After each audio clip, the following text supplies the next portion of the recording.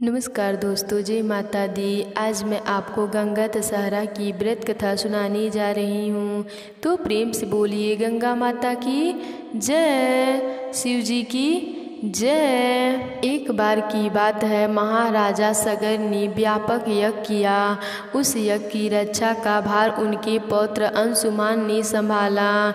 इंद्र ने सगर के यज्ञ अस्त्र का अपहरण कर लिया। यह यज्ञ के लिए विद्य था। परिमाता अंशुमान ने सगर की 60,000 प्रजा लेकर सारा भूमंडल खोज लिया, पर अस्त्र नहीं मिला। फिर अस्त्र को पाताल लोक में खोजने के लिए पृथ्वी को खोदा गया। खुदाई पर उन्होंने देखा कि साक्षात भगवान महर्षि कपिल के रूप में तपस्या कर रहे हैं। उन्हीं के पास महाराजा सगर का अस्त्र घास चर रहा है। प्रजा उन्हें देखकर चोर चोर चिल्लाने लगी। महर्षि कपिल की समाधि टूट गई। ज्यों ही महर्षि ने अपने अज्ञान नेत्र खोले, त्यों ही सारी प्रजा भस्म हो गई।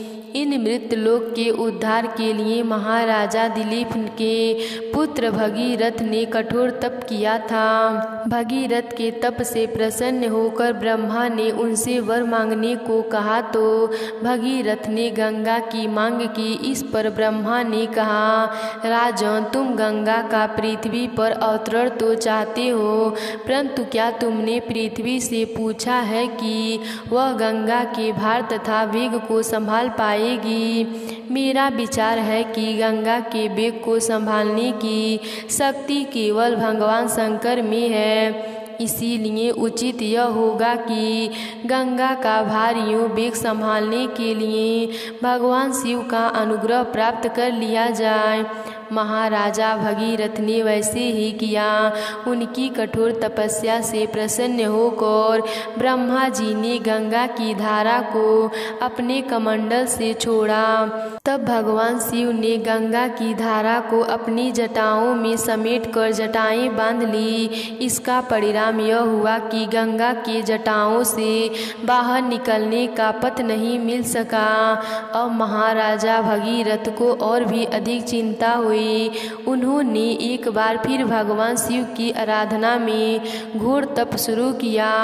तब कहीं भगवान शिव ने गंगा की धारा को मुक्त करने का वरदान दिया।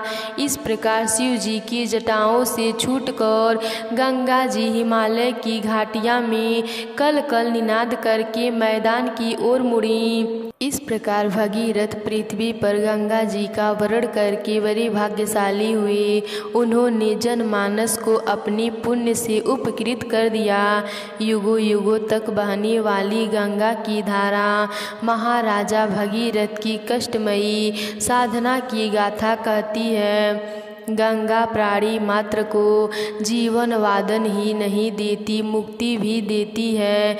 इसी कारण भारत तथा विदेशों तक में गंगा की महिमा गंगा प्राणी मात्र को जीवन दान ही नहीं देती, मुक्ति भी देती है। इसी कारण भारत तथा विदेश तक में गंगा की महिमा गाई जाती है। अब सुनते हैं गंगा माता की दूसरी कथा।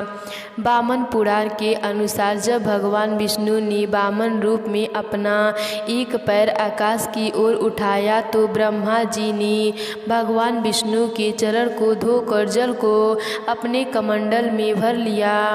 इस जल के तेज से ब्रह्मा जी के कमंडल में गंगा का जन्म हुआ। ब्रह्मा जी ने गंगा हिमालय को सौंप दिया। इस तरह देवी पार्वती और गंगा दोनों बहनें हुई। इसी में एक कथा यह भी है कि वामन के पैर के चोट से आकाश में छेद हो गई और 3 धारा फूट गई। एक धारा पृथ्वी पर, एक स्वर्ग में और एक पाताल में चली गई और गंगा त्रिपथ का कहलाई। शिव पुराण में ऐसी कथा मिलती है कि गंगा भी देवी पार्वती की तरह भगवान शिव को पति रूप में पाना चाहती थी।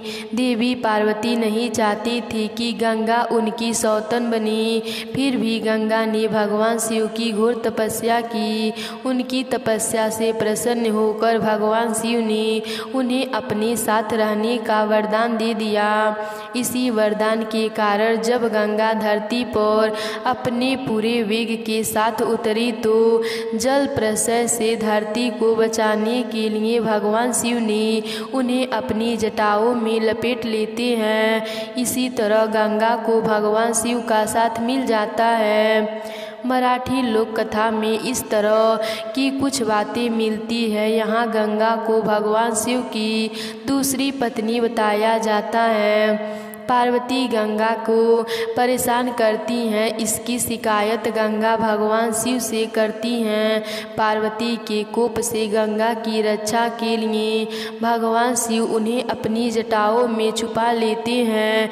गंगा के जन्म और नदी रूप में प्रकट होने की जिस तरह अनेकों कहानियाँ हैं, उसी प्रकार इनके मानव रूप में प्रेम की भी कथाएं कई हैं। ब्रह्मा जी के श्राप के कारण गंगा नदी रूप में धरती पर आई और दूसरी ओर महाभीष को हस्तिनापुर के राजा शांतनु के रूप में जन्म लेना पड़ा। एक बार शिकार खेलते हुए शांतनु जब गंगा तट पर पहुँचे तो गंगा मानवीय रूप धारण कर शांतनु के पास आई और दोनों में प्रेम हो गया।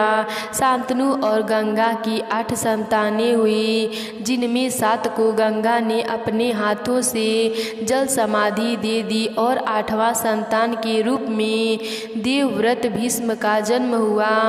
लेकिन देवव्रत को गंगा जल समाधि नहीं दे पाई।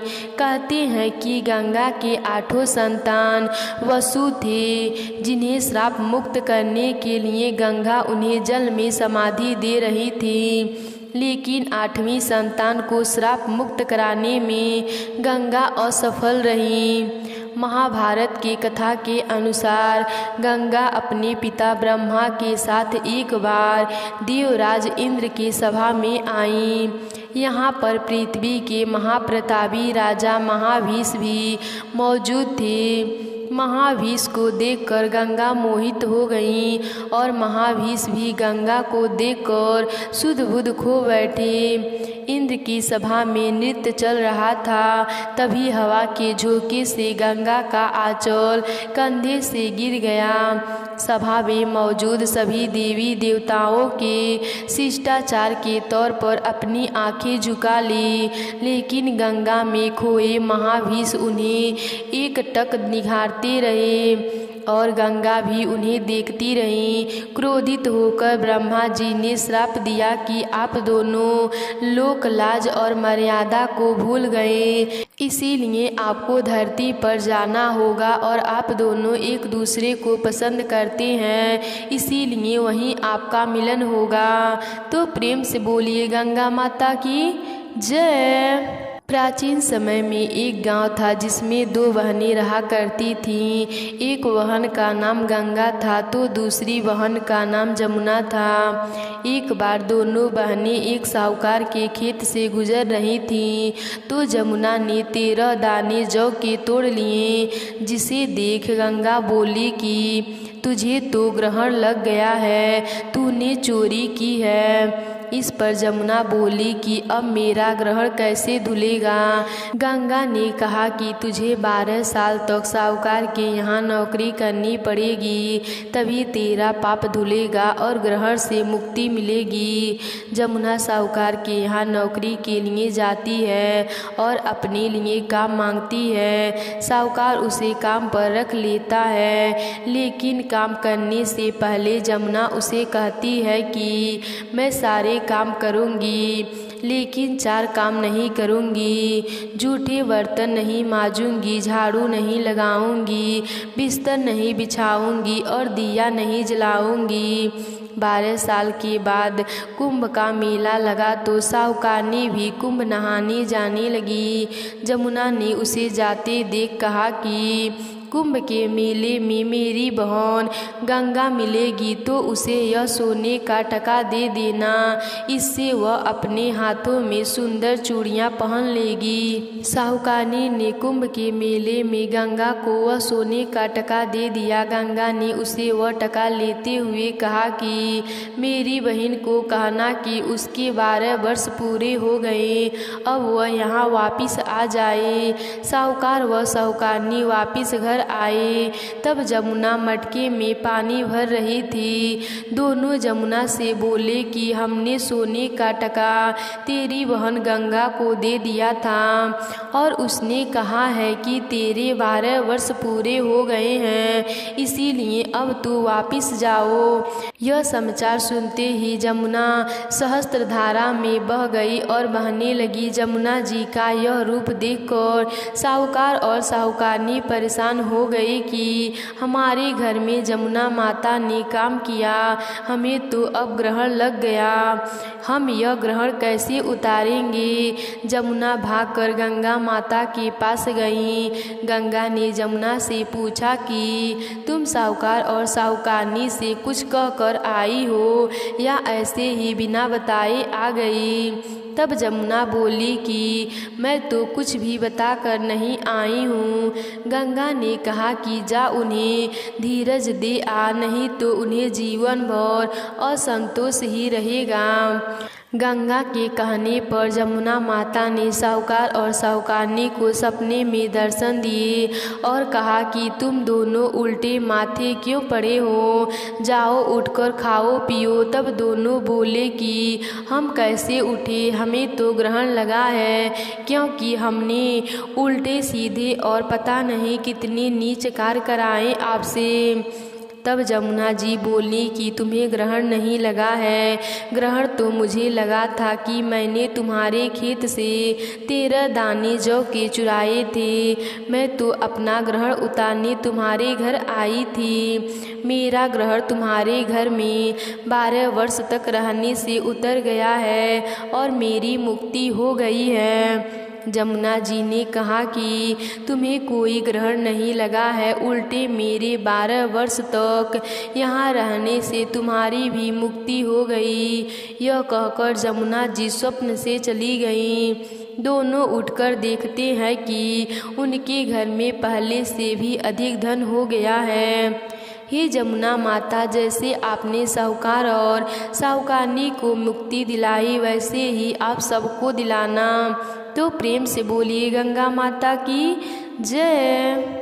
प्राचीन समय की बात है। एक गांव में एक माँ और उसका बेटा बेटी रहते थे। माँ गरीब थी, वह मजदूरी करके अपने परिवार का पेट भरती थी। धीरे धीरे दिन गुजरते गए और बच्चे बड़े होने लगे। बेटी शादी के योग्य हो गई। तब माँ बूढ़ी हो गई। माँ ने अपने बेटे से कहा कि बेटा, तेरी बहन शादी के योग्य हो गई है, इसीलिए तेरे जैसा घर व वर देखकर उसकी शादी करा देना। ऐसा बोलकर माँ तो कुछ दिनों बाद मर गई। उसका भाई गांव-गांव में घूमने लगा, लेकिन बहन की योग्य पति नहीं मिला।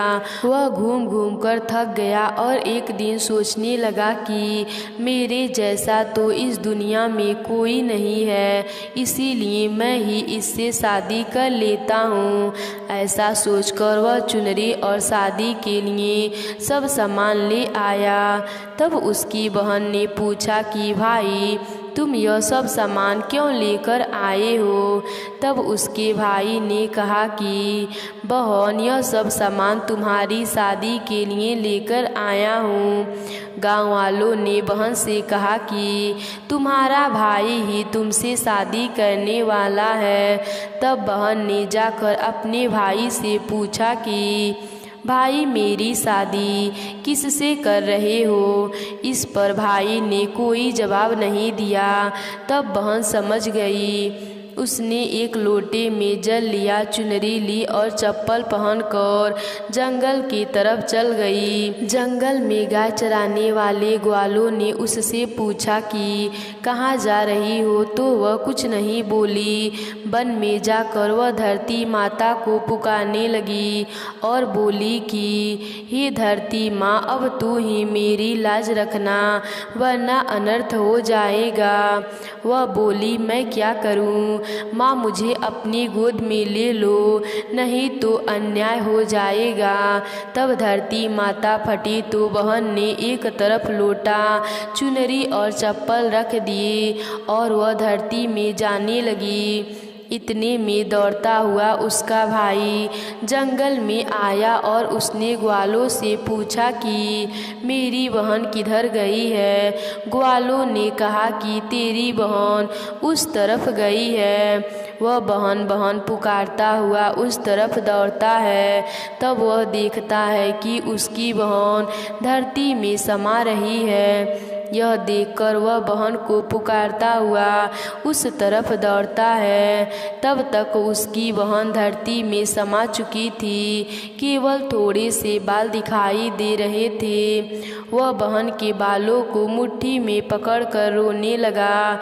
बहन, तू सत्य के लिए धरती माँ की गोद में समा गई। मेरी बुद्धि भ्रष्ट हो गई थी। माँ का वचन निभाने के लिए मेरे जैसा कोई वर नहीं मिला, इसीलिए ऐसा विचार आया। ऐसा बोलकर वह जोर जोर से रोने लगा। तब धरती माँ ने सत्य के लिए बेटी को अपने में समा लिया। जो बाल बाहर थे वे दूब बन गए। इसीलिए औरतों ने धरती माँ की कहानी सुनती हैं और चुंडी, चप्पल, लोटा, बर्तन में हरी मूंग और लड्डू कुंवारी कन्याओं को देती हैं। जो भी धरती माता की कहानी को सुनता है, धरती माता उसको सुख रखेंगी। हे धरती माता की कहानी कहने वाले, सुनने वाले और हुंकार भरने वाले पर सब पर अपनी कृपा बनाए रखेंगी। तो प्रेम से बोलिए धरती माता की जय। नारद मुनि पृथ्वी पर भ्रमण करते हुए धर्मराज युधिष्ठिर के सभा में पहुँचे। राजा युधिष्ठिर नारद मुनि को देखकर प्रणाम किया और नारद मुनि का स्वागत सत्कार किया और पूछने लगे कि हे मुनि श्रेष्ठ, जेठ माह के निकट आया है। इस माह में किस देव का पूजन करने में अत्यधिक पुण्य की प्राप्ति होती है। धर्मराज युधिष्ठिर की बात सुनकर नारद मुनि ने कहा कि इस महीने में ब्रह्म मुहूर्त में उठकर स्नान आदि से निवृत्त होना चाहिए और पीपल तुलसी सींचना चाहिए। साथ ही भगवान शिव जी का मन वाणी द्वारा स्तुति करता है, वह शिव लोक को प्राप्त होता है। नारद मुनि अपनी बात जारी रखते हुए एक कथा सुनाते हैं। प्राचीन समय की बात है कि एक ब्राह्मण था। वह न तो देवों का पूजन करता, न दान दक्षिणा ही देता था तथा सारे पाप कर्म में लगा रहता था।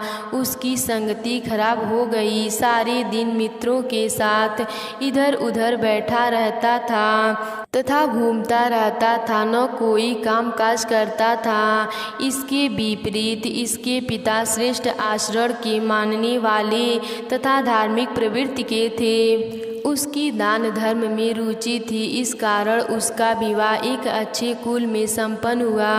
उसकी पत्नी का नाम लक्ष्मी था। वह धर्म में रुचि रखने वाली और सदैव भगवान भोलेनाथ का ध्यान करती तथा भगवान भोलेनाथ का पूजन किया करती थी और अपने पति को खूब समझाती, पर वह न मानता। इस तरह समय बीतने पर उसकी पत्नी की मृत्यु हो गई। उस समय जेठ माह चल रहा था। उसकी मृत्यु होने पर भगवान भोलेनाथ के पार्षद उसे शिवलोक में ले गए। उसकी सेवा पूजा भक्ति से प्रसन्न होकर भगवान भोलेनाथ ने कहा कि हम तुम्हारी पूजा भक्ति और सेवा से बहुत प्रसन्न हुए हैं, इसीलिए तुम एक वरदान मांग लो।